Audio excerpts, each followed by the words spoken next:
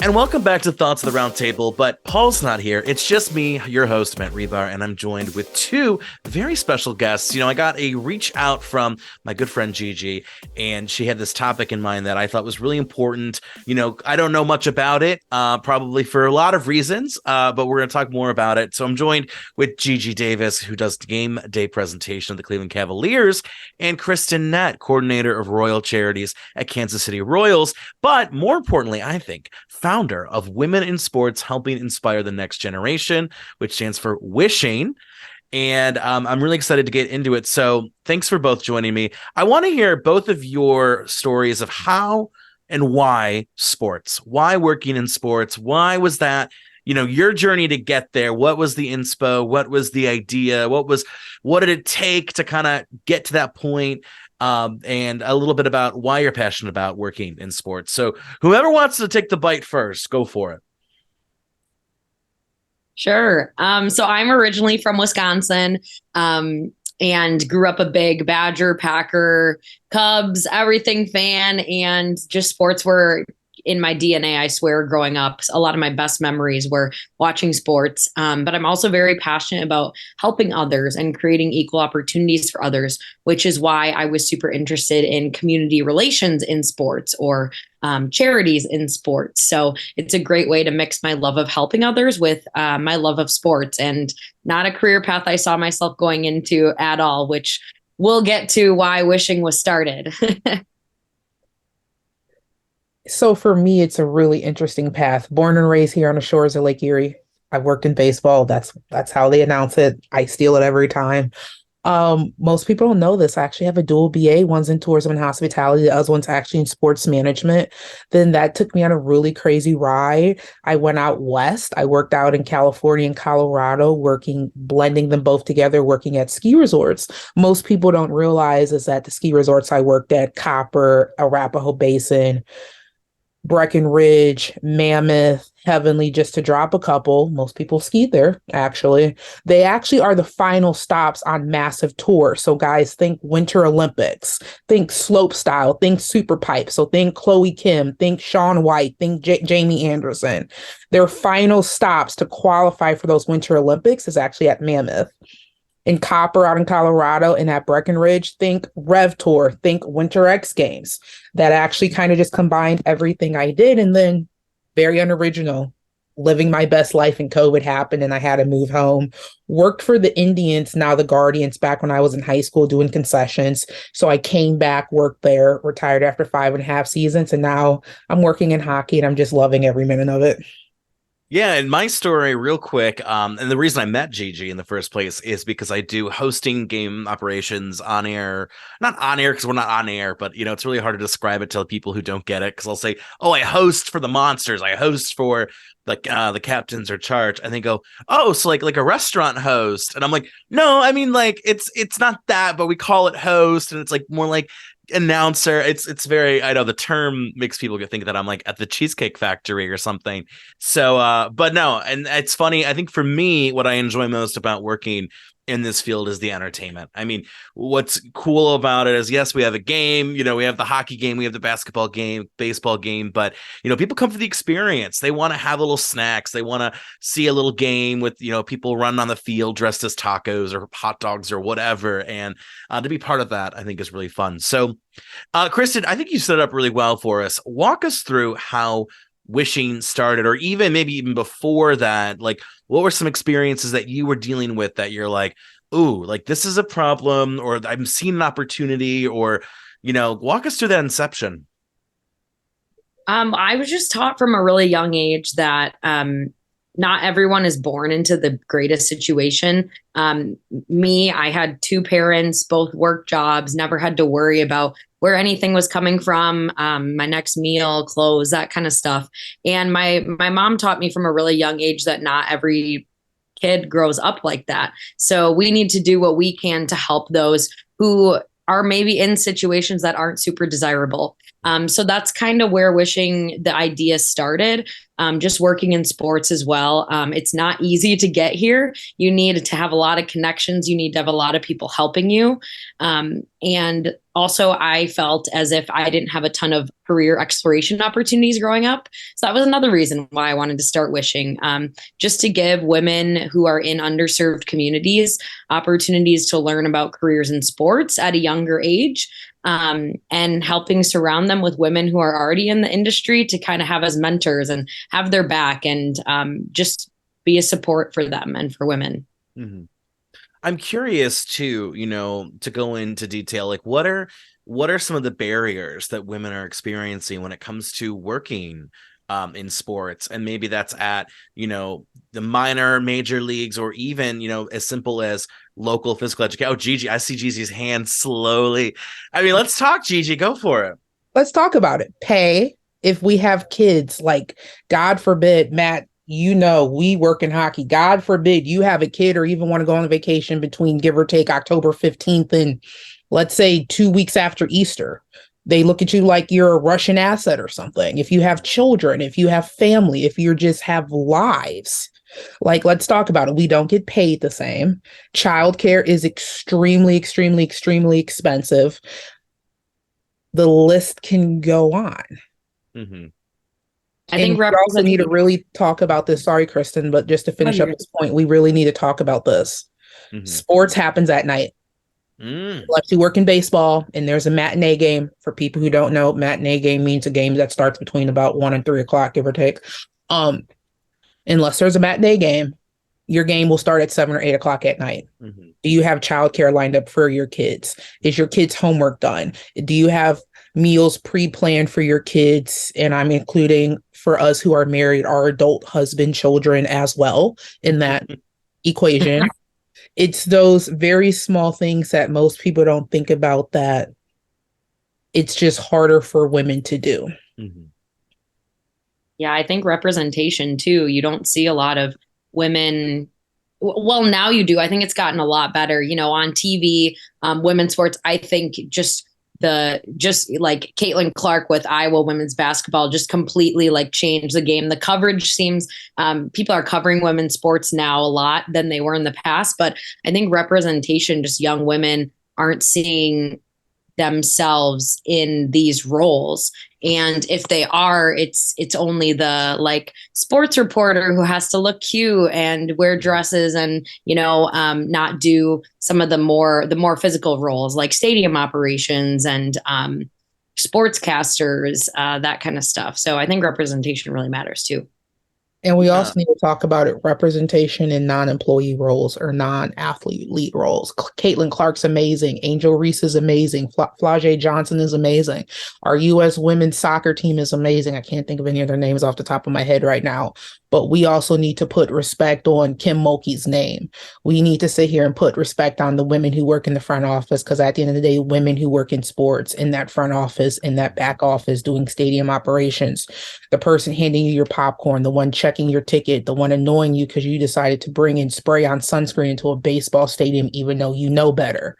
You need to be putting respect on their names, because at the end of the day, those are the women who literally make the game that you're there to see happen. Mm-hmm. Yeah, I think that's a great point, is that, yes, the players are the ones playing the game, but there's so much more that's happening to put on that game, to host in an arena or a stadium. Kristen, I'm curious. I mean, I have so many questions, so I'm going to try like remember them all. I need a notepad to be like etching them down.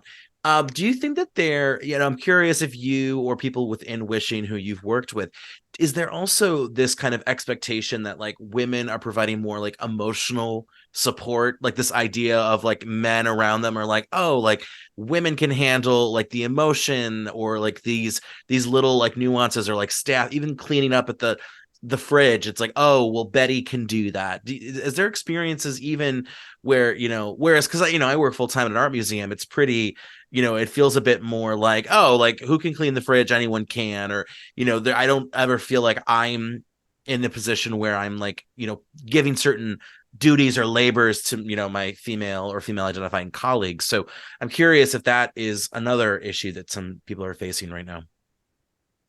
I feel like it can be like that in any industry. I feel really lucky because my organization is, I mean, we have more women right now in my department than men, which is really, that's not usually something you see all the time. And I feel like it can be like that at some places, but just like any industry, it can be a little difficult like that. Mm-hmm. Anything to add, Gigi? I think it's not the microaggressions, it's the assumed gender roles that everybody thinks women, we are less likely to cause a russ or a fuss. We're more likely, frankly, to have OCD and who will want things to be put back and tidy before we leave for the day or before we leave for the weekend. We're more likely the ones to clean up because a lot of us do not like the quote I always like is I don't like walking into a dirty kitchen.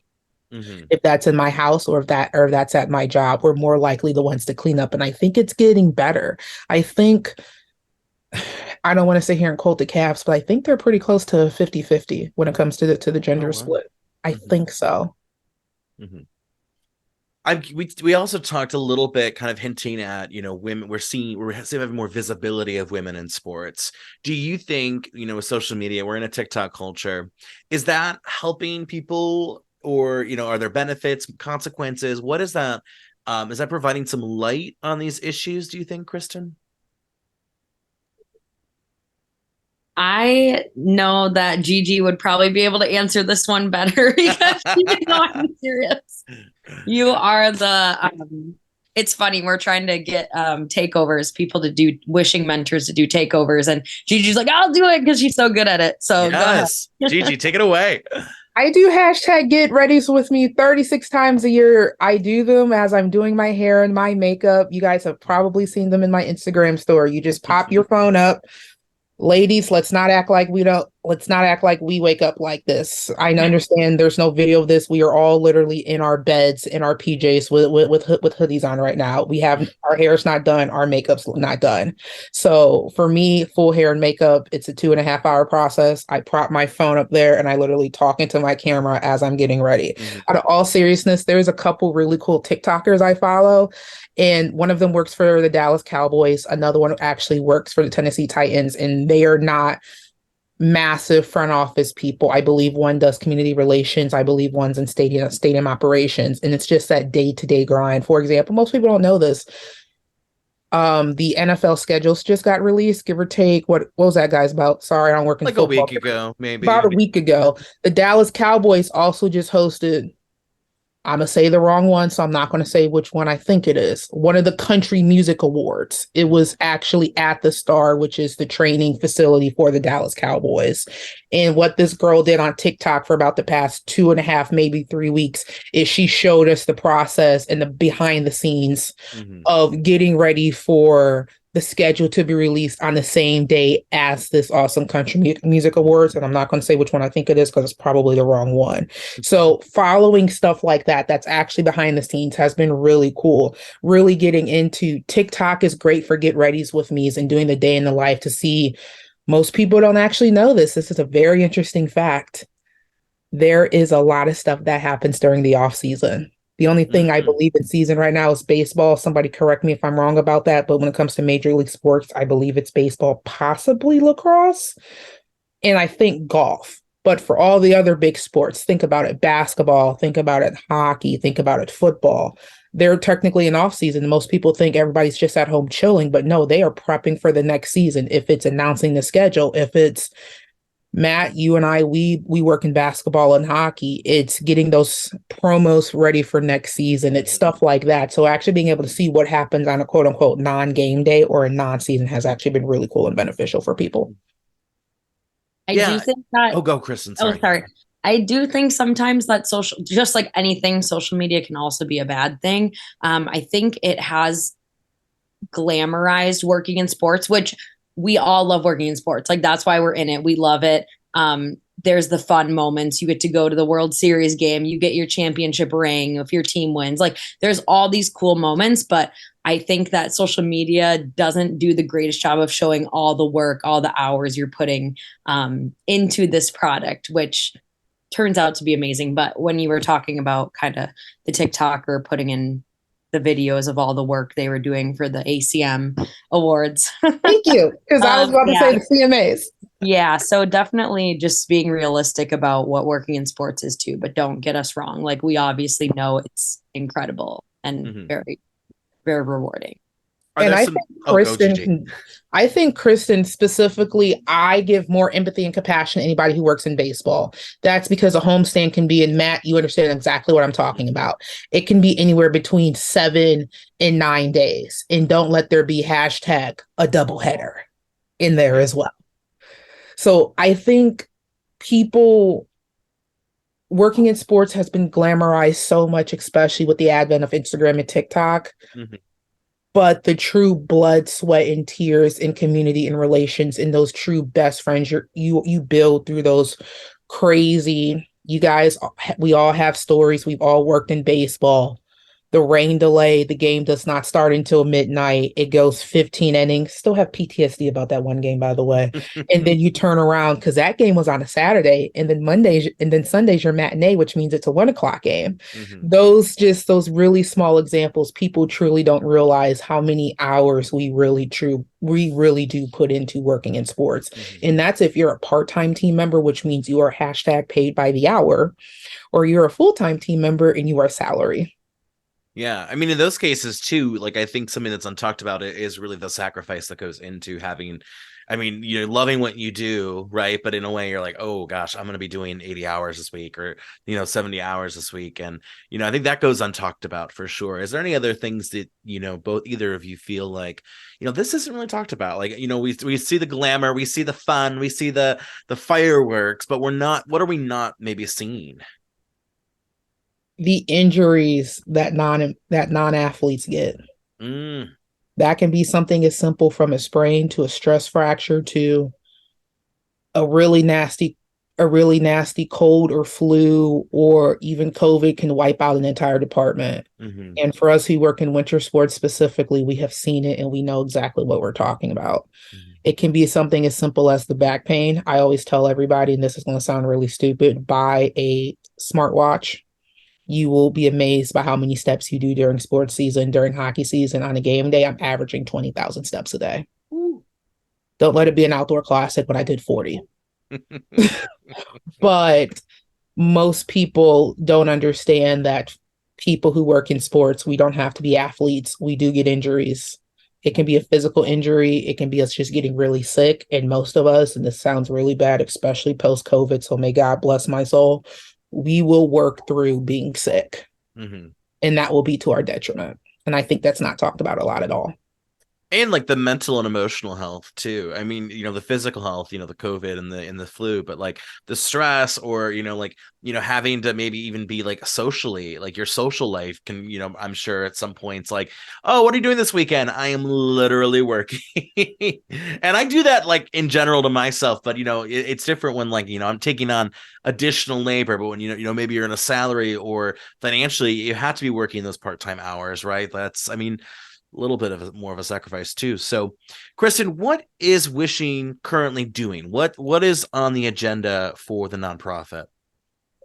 Sure. So Wishing started back in November. Basically, we were just looking for women working in sports like me and Gigi who were interested in giving back to women in underserved communities, Title I high schools, and being a mentor for them, but also teaching them what it's like to work in the sports industry, and eventually hoping that we get more women in the sports industry, especially women of color as well, because as we all know, there's a big disparity there in the sports industry. We received our nonprofit status in March, which was really exciting. So we've been able to accept donations and everything, which will be going towards scholarships for women who may not be able to afford college without them. And really, we've just been trying to get the word out about ourselves. So again, we really thank you for this opportunity. We are reaching out to schools, foster care organizations to try to recruit women to our program. And the program starts in September and goes till May.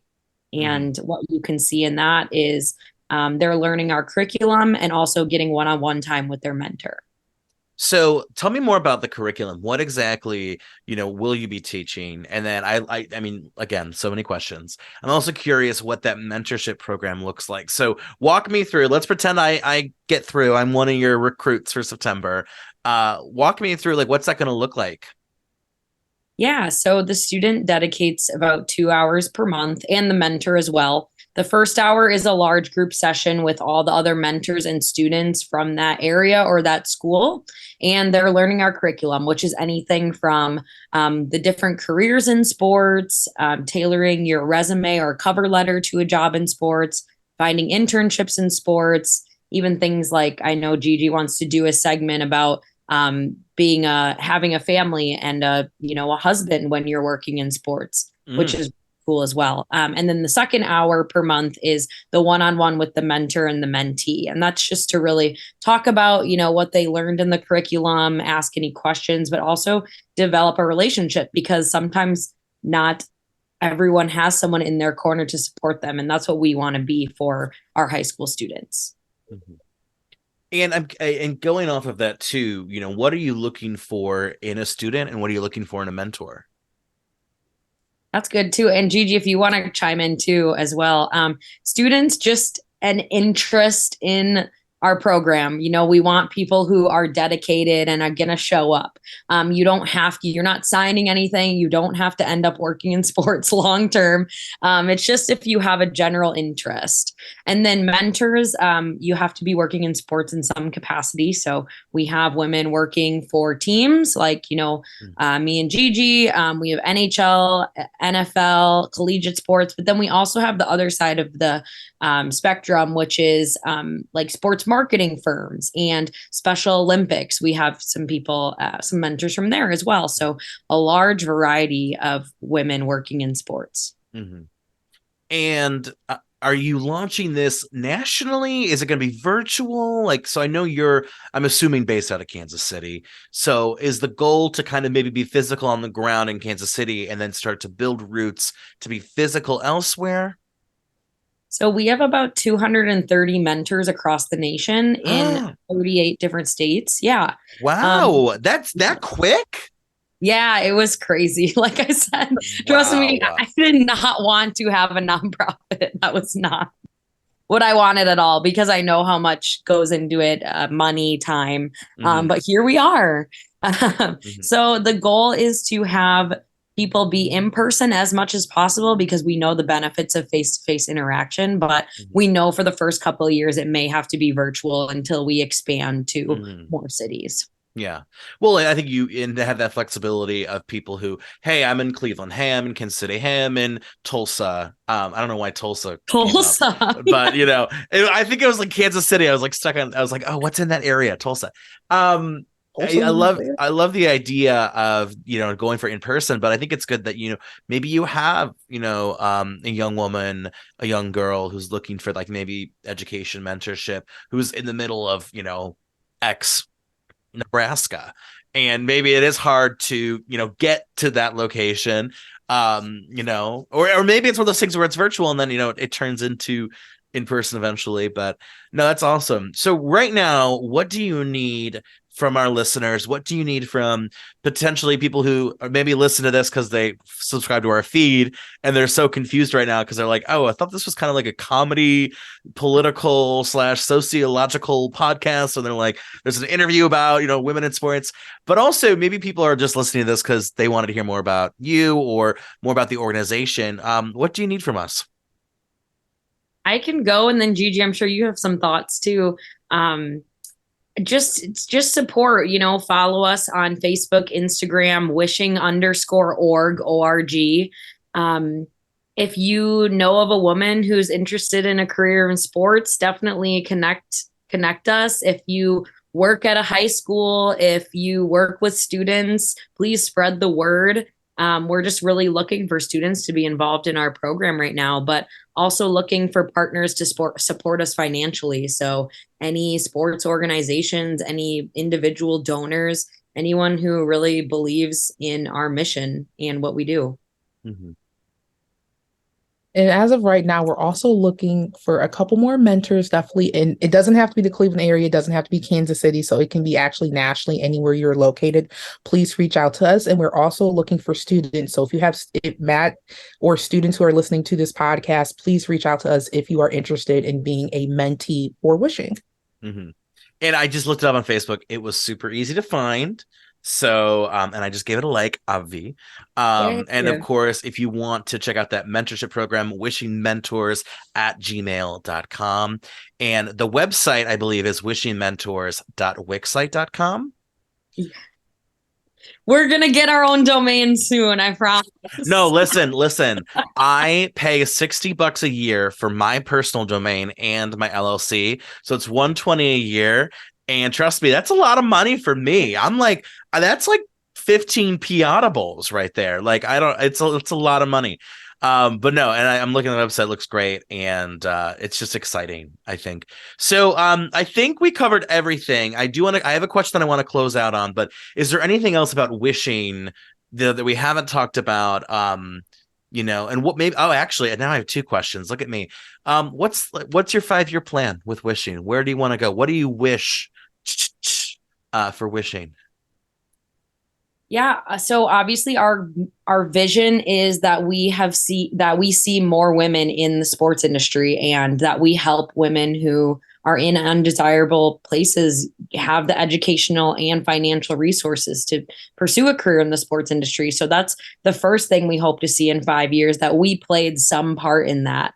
But also I would love to be able to take this to MLB, NHL, NFL, and partner with them on this, so we can individually, work together to get to impact as many students as we can in those front offices.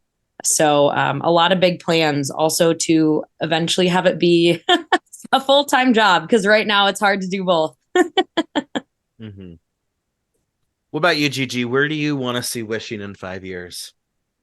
I definitely want to see wishing implemented not just in the MLB, the NFL, and the NHL front offices, but in teams throughout the country.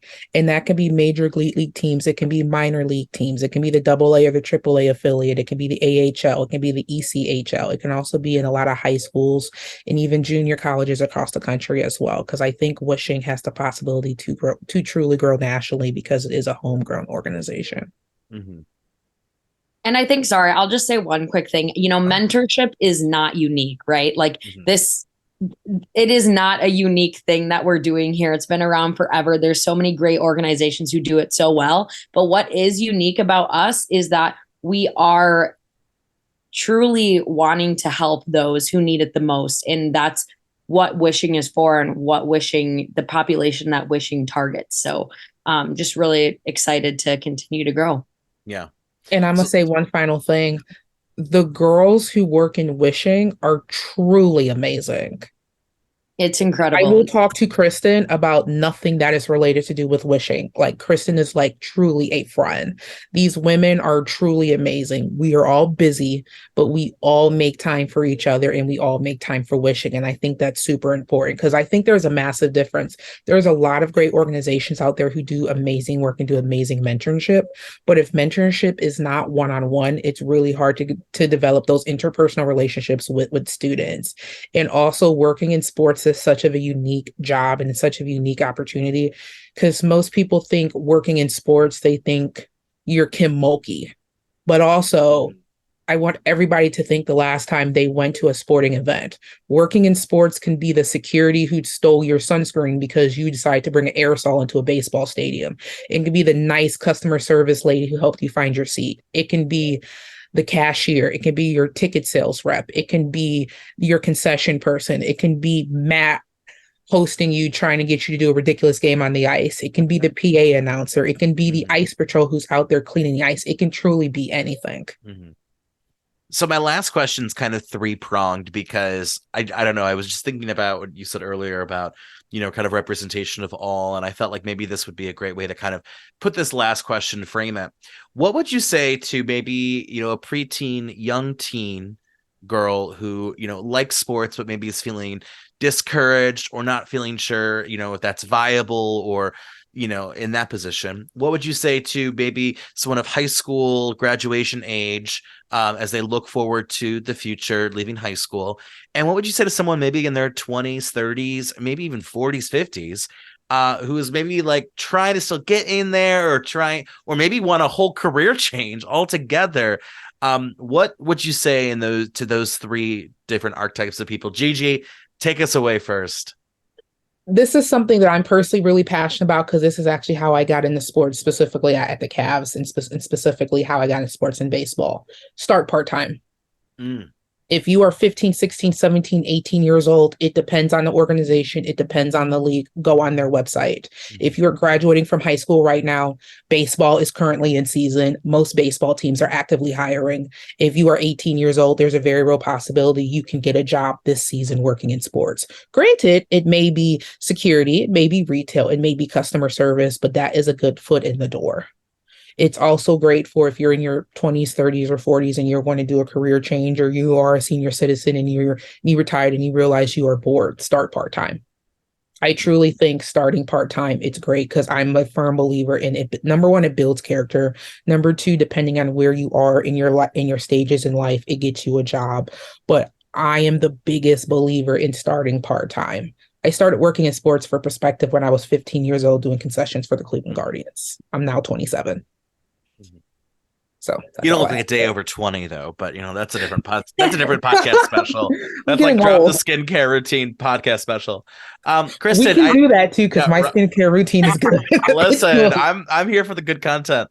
Kristen, I'll pose the same question. I know there's like a lot of different angles with it, so if you're overwhelmed, I apologize, but no, I hear your take. Yeah, I just think it's really important to make connections and don't be afraid to reach out. I remember being so afraid when I was like in college to email that hiring director or reach out. LinkedIn wasn't really big when I was in college. Sorry, I'm aging myself, but take advantage of LinkedIn now. It is like crazy how much LinkedIn has blown up and helped people and got them to where they are now. So just don't be afraid to reach out because look, 230 women are wanting to help other women. That's just those who have heard about through LinkedIn. Yes, exactly. Through LinkedIn. That was our biggest recruiting. So there are plenty of people out there who want to help people who were in their position. And we were all in their position at one time, trying to find a job or internship in sports and not knowing how we were going to get there. And then I think the older, I think those who are in, upper 30s, 40s who are looking for a career change, you might have to start with some volunteer opportunities if you've never been in sports, or like Gigi said, part-time, but just don't be afraid to reach out, because if you reach out, they're going to remember you, and they're going to remember you for a position that their department's hiring for now in sports. So yeah. And I would say too, go for it, Gigi. And really quick, specifically, because I'm really big on starting part-time, depending on the organization you work for, specifically if you work for a basketball organization, even when basketball is not in season, that building, that physical building you work for will still be busy. Concerts still come into town. If conventions still coming into town. For example, Cleveland hosted the RNC in 2016. Concerts, events, just private events, public events, all of that stuff still comes into town in the physical building you work in. So while part-time, there may only be, let's see, somebody tell me if I'm wrong, there's give or take 80 baseball games in professional baseball. There's give or take 32 basketball games, give or take 36 hockey games. There are still other events in that building when that building is quote unquote dark. So just really realize that as well.